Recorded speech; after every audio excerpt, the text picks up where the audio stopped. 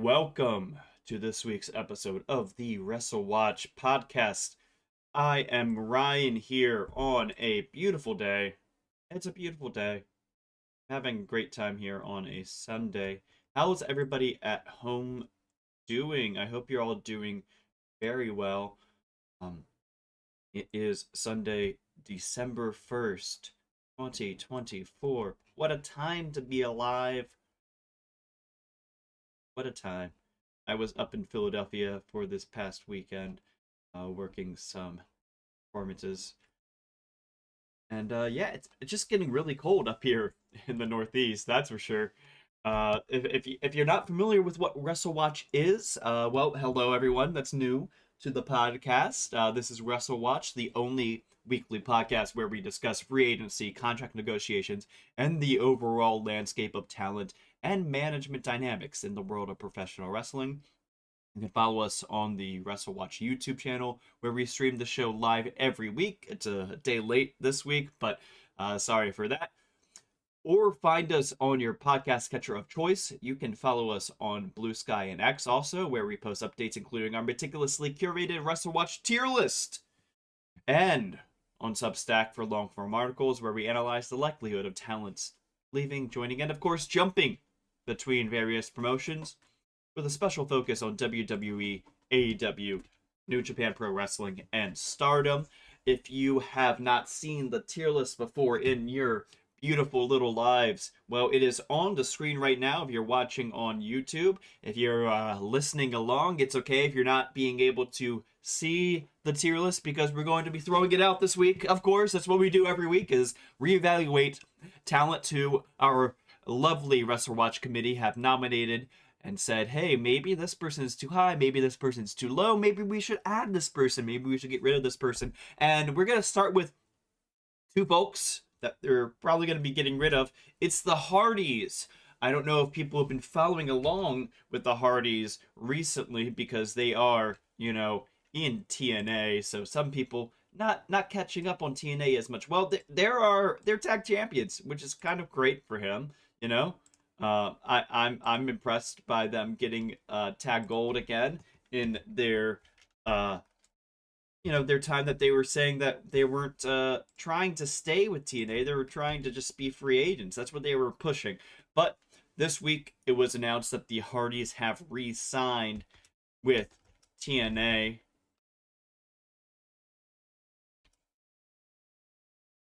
And yeah, so that's why they're going to be taking themselves off the tier list here. It's pretty obvious that why they're coming off the tier list. I mean, they are signed to a promotion again. Now this is an important thing just to note, is that we like to think about it as a confirmed jump or a confirmed stay, but when we're thinking about confirmed jump, we're talking about those three major promotions: AEW, New Japan, and WWE. We're not talking about signing to a promotion that's outside of that purview. It just makes it a little bit cleaner and simpler for folks to digest, if we're just talking about those promotions as a jump destination. So either way, though, the Hardys would be looked at as a confirmed stay, because they are staying where they are currently at, and it's confirmed that they're staying where they're currently at. They've just re-signed. So that is a very open and shut case with the Hardys there with TNA. Now, what do we think about that? Is that an easy option? Is that a one that you're a little bit questionable on? Let me know in the comments.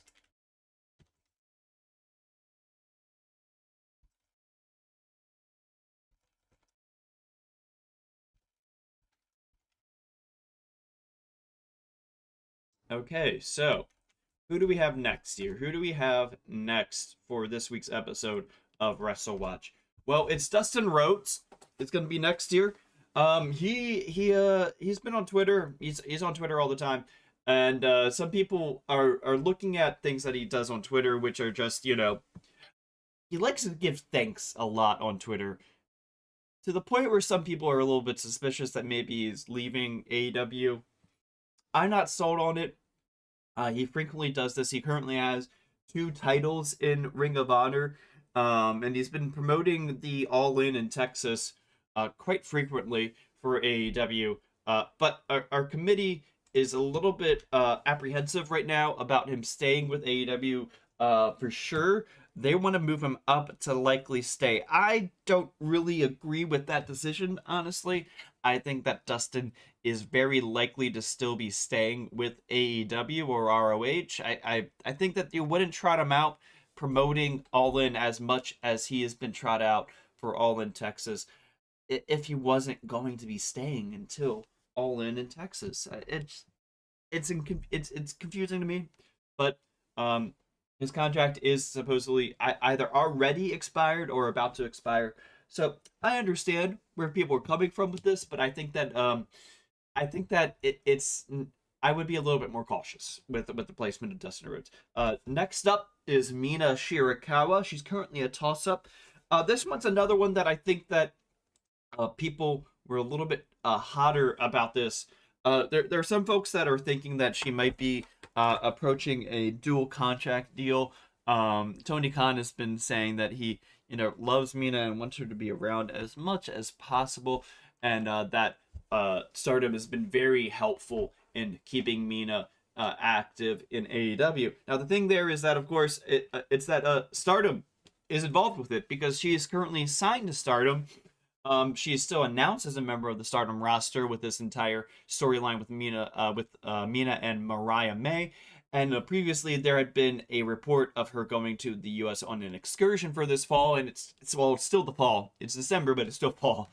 And when we're looking at this Mariah May storyline, it's leading up to Wrestle Dynasty season or Wrestle Kingdom season.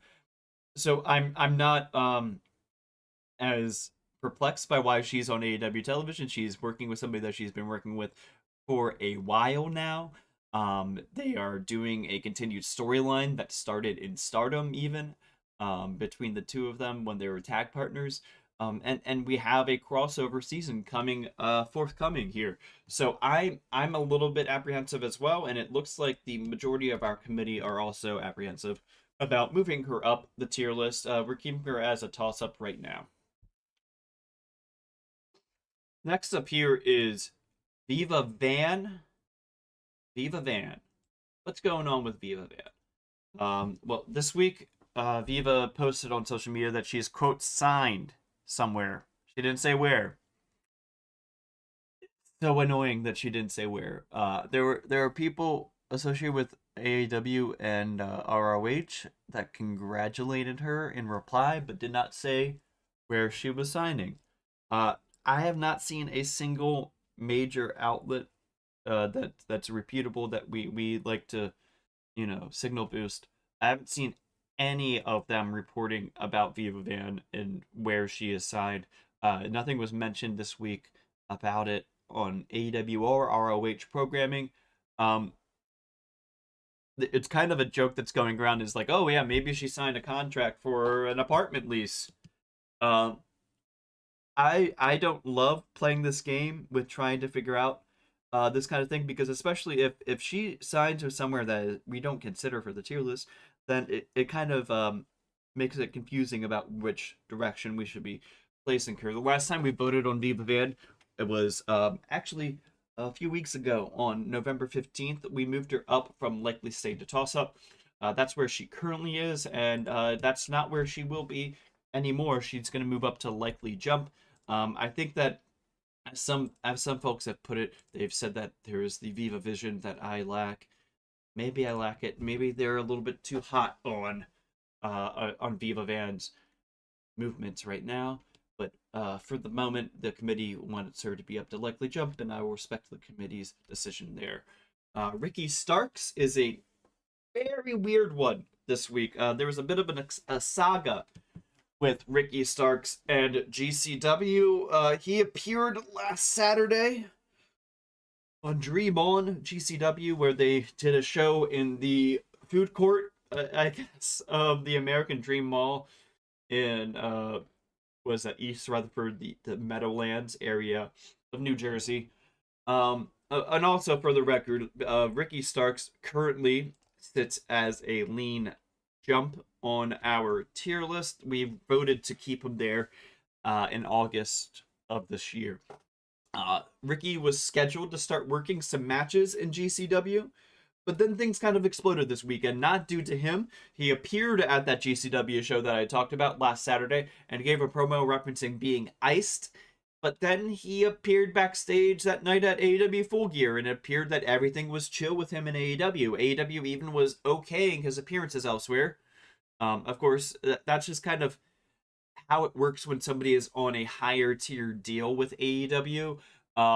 Usually those deals say, hey, we get to say no if we need you for TV. We're going to say no, you can't take a certain date, XYZ. AEW was okay with him taking dates. Dates that were on the same day as AEW tapings. They said, yeah, no, we don't need you for these shows. So you are good to go with doing these other bookings. So everything seemed okay from the AEW side. It was possible that Ricky was using the being ice thing as a kayfabe tool, maybe not necessarily the reality of the situation, but it could have been the reality of the situation. But then Starks was pulled from these upcoming GCW shows due to comments by Effie, who is a member of the GCW roster. Brett Lauderdale, who's one of the owners of GCW, really contends that Effie doesn't speak for GCW. However, he was really walking a fine line when he was talking about this situation, with saying that Effie doesn't count as a representative of GCW, but also Effie is one of their strongest soldiers for GCW. But Effie made comments about Shad Khan, which really rubbed AEW the wrong way because Shad isn't really involved with AEW. So, yeah, it rubbed AEW the wrong way. They pulled all their talent from doing GCW for the foreseeable future, which includes Ricky Starks. So I think that we should look at this as two separate points here. There's one point about Ricky Starks and AEW's relationship, and then there's another point about what happened with GCW. I think the GCW side of it, I think that people might be looking at that and saying, "Oh yeah, Ricky's gonna leave." I don't know. Yeah, they tried to get Ricky onto GCW, and it didn't work out because of other people. It wasn't because of Ricky Starks at all. The other side, then AEW and Ricky, I think that it sounds like he sounds like he is not being used right now in AEW. That's for sure. However, their relationship doesn't sound like it is dead and buried of a relationship. They're still talking to each other. So, that in mind, I would try to be a little bit apprehensive about moving him up the tier list. But I recognize that he is definitely on the jump side of the tier list. I was going with something more of a lean jump or a toss up at the moment. The committee wants to move him up to a likely jump, which I think is a little bit hot right now, but well, that's what the committee wants, and I love democracy, so that's what the committee is getting. Ricky Starks now a likely jump. Next up, we have Kevin Owens. He is currently as a likely stay on the WrestleWatch tier list. He was moved up. He was moved down to likely stay from lean stay back in October. Essentially, the thing here is that there's been no news. His contract is still supposed to be up in the next coming months here, but we haven't had any news about whether he's going to be leaving or not. There are some people that are speculating that maybe he had quietly resigned back in August. I haven't heard it from anybody major speculating that, so I'm a little bit apprehensive about weighing that too hotly. But still, that's something out there in the ether that we have to think about with this. The committee wants to be also a little bit apprehensive about his ability to jump, so they're moving him down to a safe stay for the moment. Sami Zayn, kind of a similar bucket kind of guy. No news recently about him. We haven't had any rumors about him re-signing, though, quietly, like we have about Kevin Owens, his good friend there. If you're watching on the stream right now, we have a photo from the Survivor Series show where Sami Zayn appeared with the original Bloodline, and for some reason CM Punk, because CM Punk reasons. And they took on the new Bloodline. They won that match. Sami Zayn was part of the victorious team. I usually don't try to take bookings as a as a factor in where to place somebody on the tier list. But yeah, that's a factual thing that happened. The committee wants to keep him as a likely stay for now, just because we don't have that little extra tidbit like Kevin Owens has, that allegedly Kevin resigned, but it's more of a rumor on that. So we'll see how this goes with Sami and Kevin. Another WWE person is Shinsuke Nakamura. We have him as a lean stay, which we put him into the lean stay category and added him to the tier list entirely in August. His contract allegedly ran out in April, and he had been working mostly house shows this summer. He returned to WWE TV in the past few weeks, and even has now seemed to have won a title in WWE, the US title. He does have a show cross promotional with Noah coming up, Noah of Japan.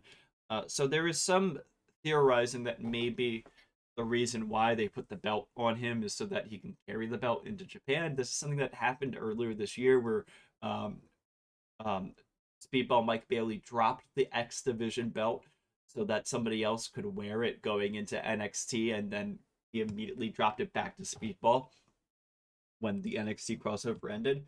So I think that is a possible thing that is happening here, but the committee still wants to move him down to a likely stay with all this in mind, and I don't disagree necessarily. So that is the WrestleWatch tier list as of this week, as of November 30th. In fact, as of yesterday. I'm gonna read down the tier list, and if I see anybody interesting, I'm gonna make a note about them. Safes jump, we have Hikuleo, Penta El Zio Romero, Speedball Mike Bailey. Nothing new really with those guys. Likely jump, we have Michael Oku, Ray Phoenix, Jordan Grace, Ricky Starks, and Viva Van. Lean jump, we have Zilla Fatu, Miro, Ninja Mac, and Josh Alexander. Toss up, we have Danhausen, Megan Bain, Mina Shirakawa, Beth Phoenix. Lean stay, we have Joe Hendry, Alex Windsor, Leon Slater, Samantha Irvin, Indy Hartwell, and Tegan Knox. The likely stays are Sami Zayn, Tekla, AJ Styles, Mustafa Ali, Dragon Dia, Kofi Kingston, and Xavier Woods, Mayu Iwatani, Dustin Rhodes, and Shinsuke Nakamura. And then down in the safe stay, we have My Girl, Suri, Utami Hayashishida, Hook, Street Profits, El Hijo del Dr. Wagner Jr., Becky Lynch, Giselle Shaw, Baron Corbin, and Kevin Owens. That is WrestleWatch for this week. If anybody is watching along, thank you for joining us. You can follow us again on all of the social media networks. We have our podcasts released every week on podcast catchers and on this YouTube channel. We are on X and Blue Sky and Substack if people would like to follow along there. Until then, thank you everyone that was listening in. We see TC in the comments here pointing out that yeah, it is possible that with Kevin Owens, the Cody having a storyline the level of Cody Rhodes is a decent sign that he's might be staying. And KO and Sami usually have been package deals in the past when they've negotiated. That is a fair point there. That's why I'm a little bit confused why maybe there was a split between Sami and KO. But I think that with Kevin having those rumors, again, it's more rumor level about him having re-signed months ago. I think that's why people are putting and decoupling the two of them. But I think that I would try to recouple them is my stance on it. So anyway, thank you everyone for listening in to this week's episode. It's a little bit quicker, but yeah, without Doug here, it's harder to bounce off ideas and thoughts. So without any further ado, I wish you goodbye, moi, good night,